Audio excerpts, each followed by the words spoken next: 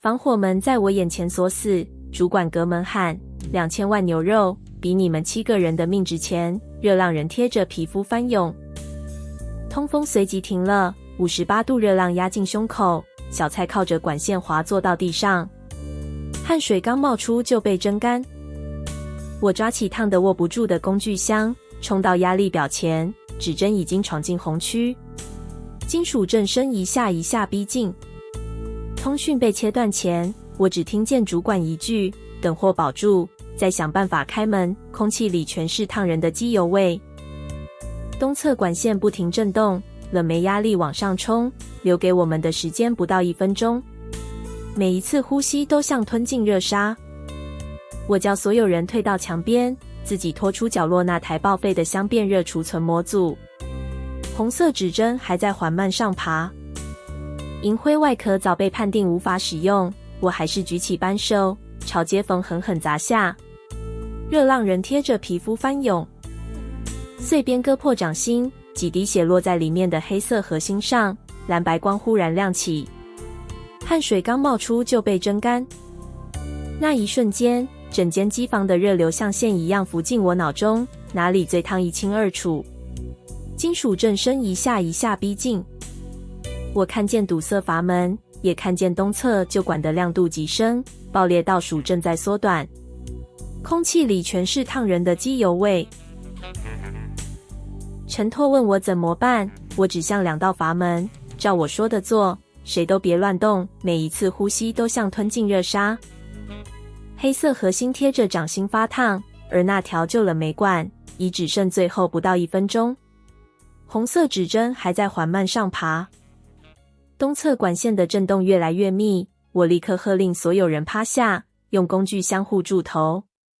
白雾正贴着地面翻滚，我和陈拓分头关闭2道阀门，再把安全阀转向防火门上方的门框。门框被震得不停颤动，小蔡已经失去力气，其他人扶着他扶低，我的手腕却开始一阵灼痛。走廊里仍残留刺鼻冷媒味，我扳下控制杆，管线轰然失压，冷媒冲击正撞在那枚金属锁扣上，我的掌心还在微微发麻。锁扣被震断，防火门弹开一道缝，我扑过去用肩膀把门顶到最大。身后的机房持续传来闷响。陈拓和我抬起小蔡，其他人互相搀扶，7个人终于冲出那间机房。所有人的脚步都没有停下，身后白雾翻涌，黑色核心吸走残热后迅速按下，我手腕多了一圈红痕。白雾正贴着地面翻滚，走廊电梯面板上负3楼按钮被金属片封死，附近热墙浸凝着水珠，凝水正沿着墙面慢慢滑下。我刚伸手碰到那片冷凝水，手机忽然震动，荧幕上跳出弟弟许晨的名字。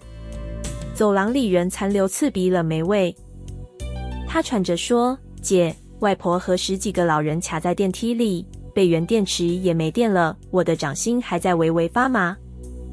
我看了一眼封死的按钮，只能抓上工具箱往社区赶。外婆正困在另一个越来越热的铁箱里。我赶到社区时，柏油已被烤软，电梯卡在7楼和8楼之间毫无反应。楼道里挤满焦急的家属。许晨抱着拆下的配电板冲过来，外婆的心脏药还在轿厢里。金属门后不断传出敲击声。我把手按上控制箱，核心只亮了一瞬，2条线路过在，刹车还能使用。维修车的电量也所剩不多。问题不是整台电梯报废，而是电池耗尽。我只需要让轿厢下降半层。轿厢里的温度还在升高。许晨拆下门禁板的稳压器，陈拓把维修车电瓶接到临时供电端。每个人都盯着那条门缝。我盯着刹车电流，让他们只送1次短电。轿厢终于缓慢往下移。马达的闷响只维持了几秒。铁门对准8楼后，我们立刻断电撬门，一股闷热空气迎面涌出。楼道里挤满焦急的家属。外婆苏秀兰满脸汗，怀里仍护着一个小女孩，药盒被她紧紧攥住。轿厢里的人逐个被扶出来。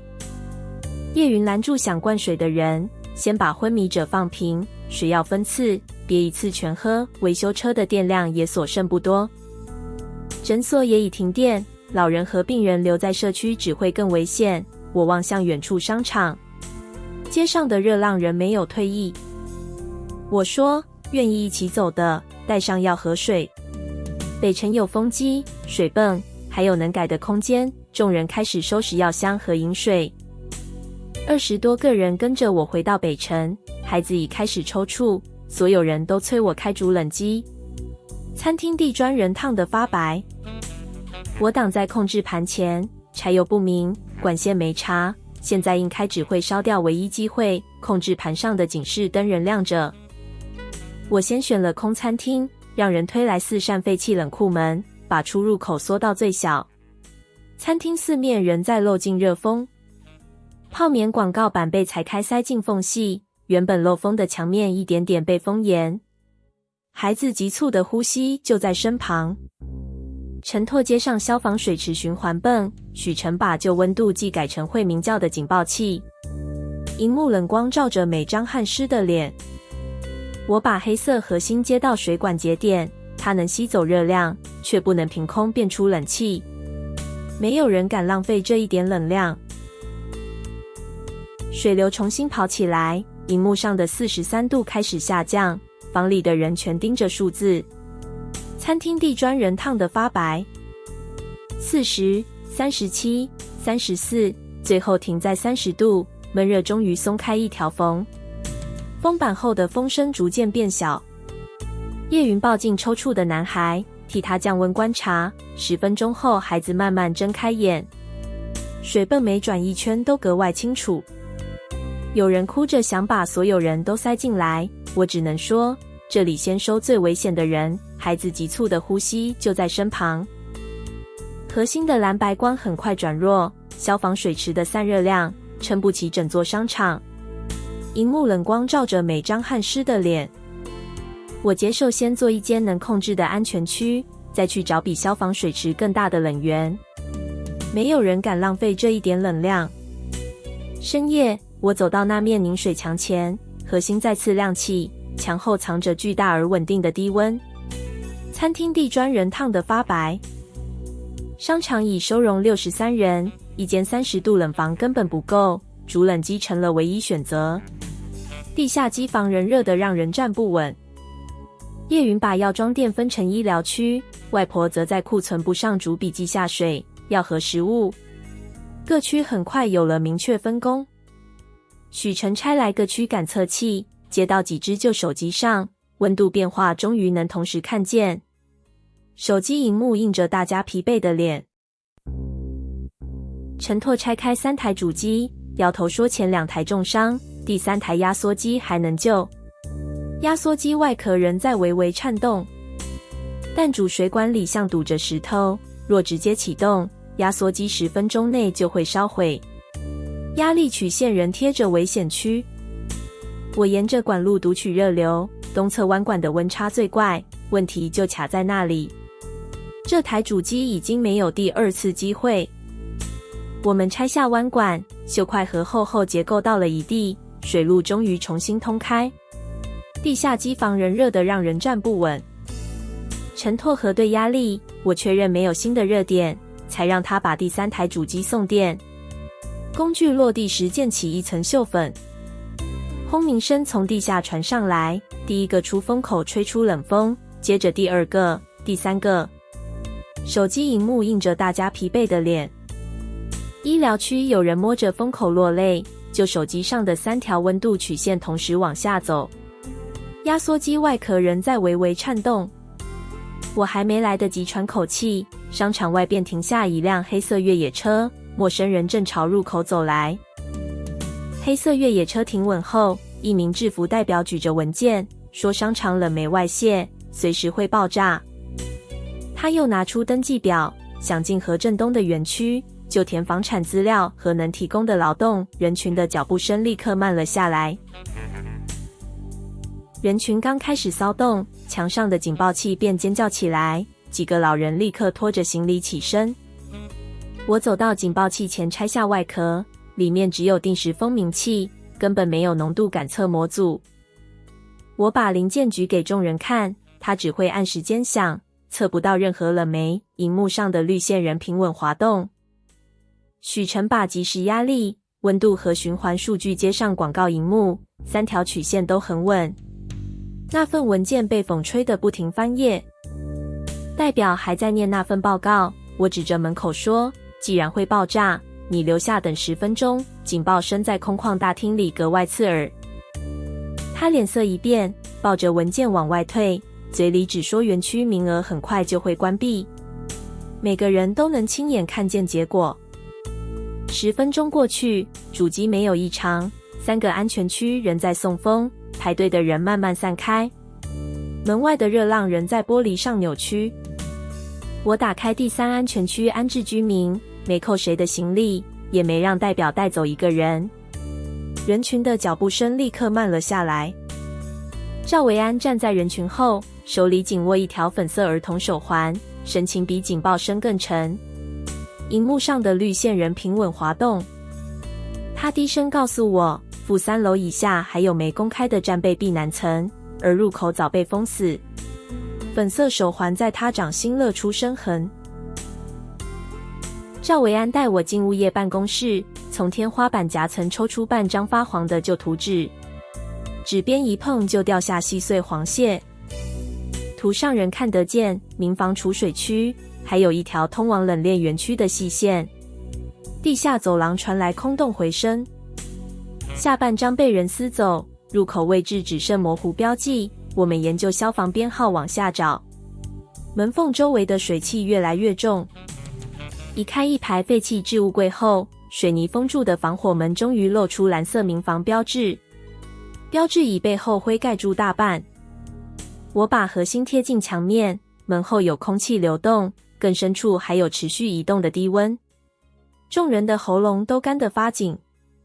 陈拓刚要检查封层，楼上突然传来喊声，所有水龙头同时没水了。水泵空转声从楼上传来。外婆核对库存，瓶装水只够1天半。安全区里的目光全落在那张图上，纸边一碰就掉下细碎黄屑。商场入口又停下一辆黑色越野车，代表当众摆出几桶冒着冷气的冰水，桶壁全挂着冷凝水。他说每天给2吨水，条件只有一个，交出地下图和入口位置。代表的手一直压着交换合约。我拒绝后，他把1瓶冰水倒在烫地上，半分钟只留下一圈白痕，水落得便冒起一层白气。车门关上时，我手里仍是半张图，而整座商场已进入1天半的饮水倒数。众人的喉咙都干得发紧。一瓶医疗用水在人群抢夺中衰落，地面洒掉一半，吵闹声瞬间停了。地上的水痕很快被热气吞掉。有人指责医疗区多拿，外婆直接把库存部挂上白板，逐笔念出领用数量。白板前的人群一声不出。他指着自己的名字说，我少领1瓶，叶云和孩子母亲都签过字，杯底那点水显得格外珍贵。账目摊开后，众人总算放开剩下的水，我则把消防水留给设备循环。消防水池的水位线已经下降。我拆出可用滤芯，陈拓改装饮料店加热设备，接出一套简易蒸馏装置。账簿上的每一笔都有人核对。第一串冷凝水落进杯里，量很少，至少让我们多了一条暂时的路。杯底只积出薄薄一层水。我在消防管线图上找到一条停用备源管，它正好通往负3楼入口附近。红笔标记就停在门旁。许晨把园区公布的发电量和耗油量排在一起，数字明显对不上。白板前的人群一声不出。何振东的人又来了，这次用水和退烧药换房产转让书，几户人家动了心。杯底那点水显得格外珍贵。我没有拦下为孩子换药的母亲，只让外婆把每份交换和为领物资记清。蒸馏管外壁挂着细小水珠。夜里监控亮起，赵维安抱着地下图走进西侧走廊，安全门随后传来开锁声。西侧安全门完全敞开，一队制服保全冲进商场，直奔地下配电室。配电室里火花一闪就灭。我追到门口时，2个人已切断主电缆，一压推车卡进变压器底座，沉重轮子刮过地面发出长响。魏崇握着电击棍挡住我，交出地下图和设备。何先生可以留你们一条路，安全区的热气立刻重新聚拢。我看见主电缆散在地上，就算抢回设备，短时间内也不可能重新接通。黑暗从地下迅速往上蔓延，身后是居民通道，更多保全正往这边压。我不能拿所有人去换一台机器。有人抱紧了怀里的药箱。我对陈拓喊：放弃配电室，立刻封闭西侧安全区，先把人撤干净。我能听见主机停转后的死寂。钢门逐段落下，最后一批居民跨过门槛，魏崇的人则拖动主变压器。配电室里火花一闪就灭，沉重设备被推车拉出底座，沿走廊越拖越远。我只能记下它的去向。沉重轮子刮过地面发出长响。下一秒，主冷机声音断掉，3个安全区的出风口同时停止送风，安全区的热气立刻重新聚拢。旧手机上的温度曲线迅速上扬，刚稳住的人群又开始往出口挤。黑暗从地下迅速往上蔓延，医疗区接连响起警报，几盒胰岛素和心脏注射药的灯不停闪烁。有人抱紧了怀里的药箱。叶云抱着药箱冲出来，告诉我低温药品已经撑不了多久。我能听见主机停转后的死寂。主变压器被拖走，冰城第一次整体熄火，最危险的病人只剩核心能保。医疗区警报仍没有停止。出风口停下后，叶云立刻把低温药品搬进最小的隔热室，人损失了1/3。3名重症开始抽搐，我把核心接进医疗管线，只能保住这一个房间。隔热室里只剩警报灯闪烁，水泵发出尖锐超载声，核心的限制像一道墙，我却把输出继续往上推。我的手指已经冷得不受控制。蓝白光沿管线亮起，室温降到34度，病人的呼吸终于慢慢稳住。叶云一直盯着病人的生命真相，同时手腕红痕一路爬到手肘，我眼前一黑，整个人倒在控制箱旁。警报灯在视野里散成一片。在睁眼时，叶云按着我的脉搏说：你的体温调节受损，再来一次可能回不去。我转头看见41个人正收拾行李，何振东的广播承诺明天恢复供电。那条红痕仍像火线一样发烫。外婆没有拦人，只守着账本，许晨则把园区耗油资料铺满桌面。没有人知道下一次停泵会多快。赵维安忽然跪下，握着那条粉色手环，承认是他打开西侧安全门。隔热室里只剩警报灯闪烁。他说女儿赵熙被何振东扣住，自己若不交图开门，就再也见不到他。我的手指已经冷得不受控制。我没有替他抹掉责任，只告诉众人，先证明那里的电撑不到明天，再把孩子救回来。41个人拖着行李排到大门，我让许晨把园区公布的数据投上广告荧幕。发电量、柴油存量和入住人数排在一起，表面漂亮，实际耗油却少算近一半。陈拓拿出同行机记录，承认自己曾被 BT 有散热缺陷的设备签字。大门外的柏油仍在冒热气。他指着曲线说：照这个负载，柴油和散热都撑不到何振东说的时间。投影数字被每个人看得清清楚楚。许晨放出无人机画面，园区排气口冒着黑烟，旁边树叶已被烤得焦黄。无人机画面不断抖动。公共广播也没有恢复供电通知，何振东承诺的明天根本没有正式来源。队伍人堵在大门前。我站到门边说，留下有风险，离开也有风险。我不扣水，也不拦任何人。外婆的笔尖始终没有停下。队伍沉默很久，14个人放下行李，另外27个还是选择走出去。灰白烟柱在远处越升越高。外婆在账本保留他们没领完的份额，说只要能回来，就不会被故意饿着。大门外的柏油仍在冒热气。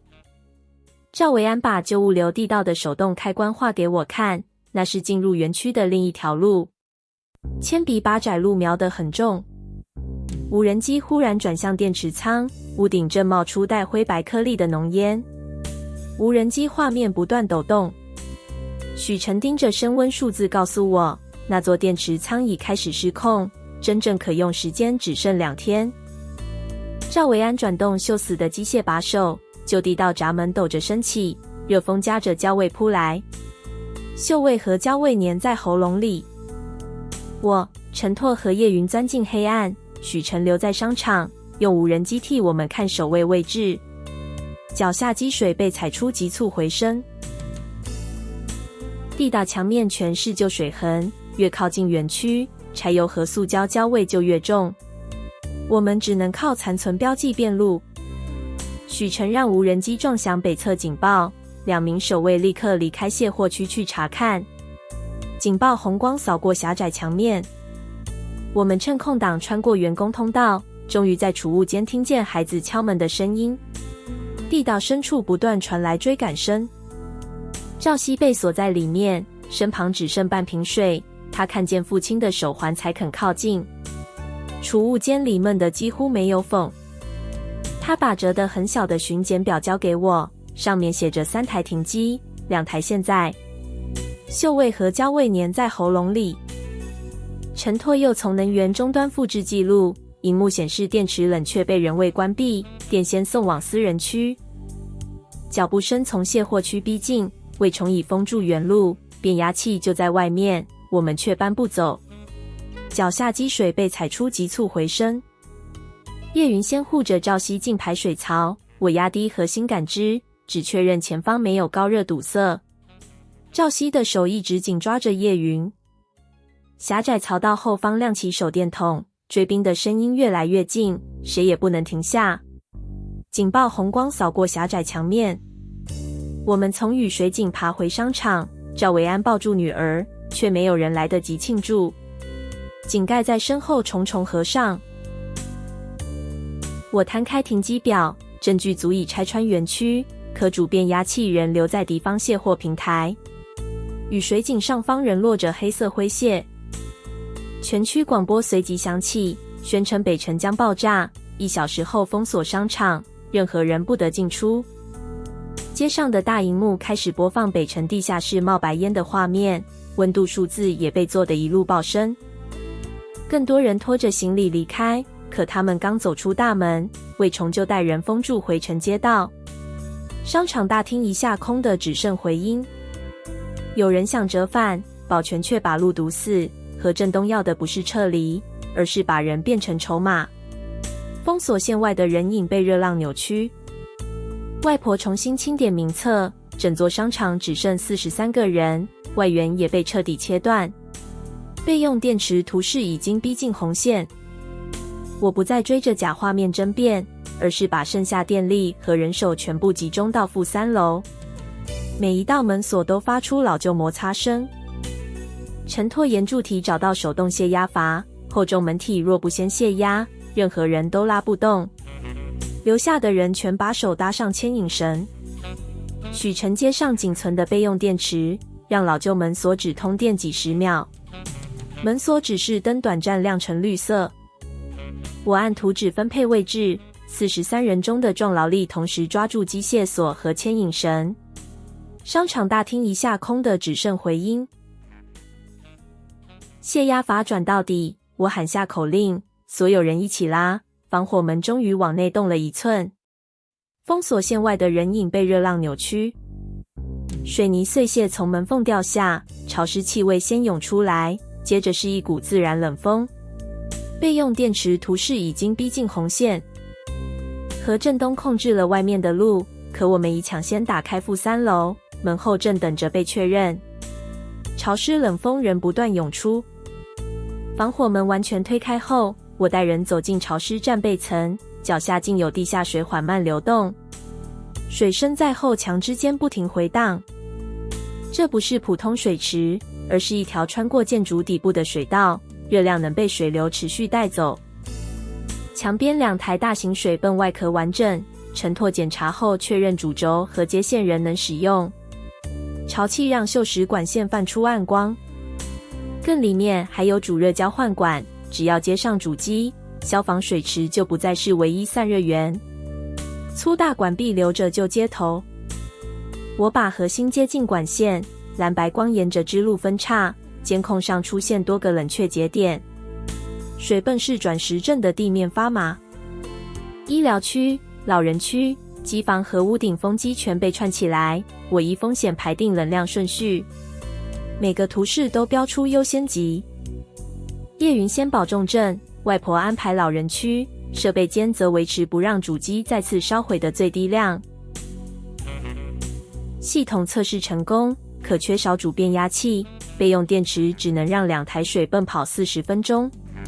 倒数立刻出现在荧幕上，荧幕上的倒数刚开始跳，远处冷链园区忽然炸出一团巨大火光，水声在后墙之间不停回荡。全程残存灯光一盏接一盏熄灭，战备层也只剩紧急灯的微弱亮线。潮气让锈蚀管线泛出暗光。地下水循环已证明可行，却失去持续电力。地面上的大型排烟设备正转向北沉。屋顶感测器连续鸣叫，黑灰毒烟沿街压低涌来，3分钟后就会进入1楼。毒烟已遮住对接的招牌。我让叶云转移病患，外婆逐区清点人数，陈拓则去手动关闭东侧进风阀。病床轮子在走廊急促滑动。工人把冷库门推进滑槽，玻璃大门即使破裂，后面仍有第2层隔离。门板后方不断传来撞击声。第一股烟撞上前厅时，商场所有照明熄灭，电力只留给医疗区和排风机。应急灯把通道照成暗红色。我在黑暗里重新分配风道，2组屋顶风机必须反转，把烟导向无人卸货区。第1组顺利反转，第2组却停在原位，控制箱显示启动电容已损坏。中央区浓度仍持续往上升。赵维安冲去西侧戏院，拆回同型电容，陈拓把它接入风机控制箱。故障灯终于熄灭。第2组风机重新转动，中央区浓度曲线终于从红线往下掉。毒烟已遮住对接的招牌。叶云带病患退到更深处，我守在监控前，确认可呼吸区没有再缩小。警报声在黑暗里此起彼落。东侧前厅已被毒烟吞没，可双层冷库门仍挡住主通道，居民暂时安全。门板后方不断传来撞击声。就在浓度稳住时，地下忽然传来爆炸声，烟尘从配电走廊冲上楼梯。监控画面瞬间断成黑屏。魏崇的人已从维修井闯进配电区，地面和地下2道防线同时被撕开。浓度数字仍在缓慢下降。魏崇踏进配电走廊时，许晨忽然接到内部频道，我让他把声音接上广播。广播回音沿着走廊反复撞击。何振东的命令清楚传开，拿到核心就封死物流地道，私人区外的人别放回来。走廊里的保全互相看了一眼，魏崇仁说只要交出核心，自己的人就有位置。对讲机随即传来回报，物流地道真的被锁死，留在园区的部下也被挡在外面。何振东带着4名亲信走进维修门，开口人事命令魏崇抓我，夺核心。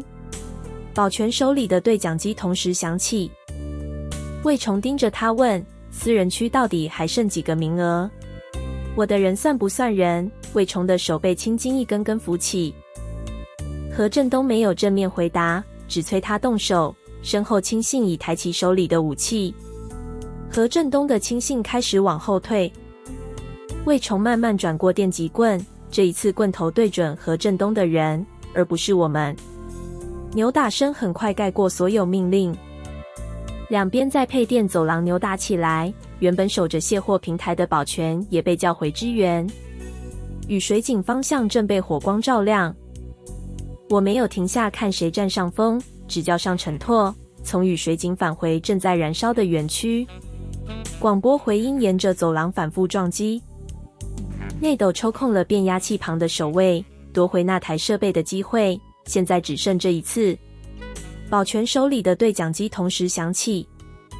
我和陈拓爬出雨水井时，火光已照亮卸货平台，变压器外包装正在燃烧，高温让金属扶手烫得握不住。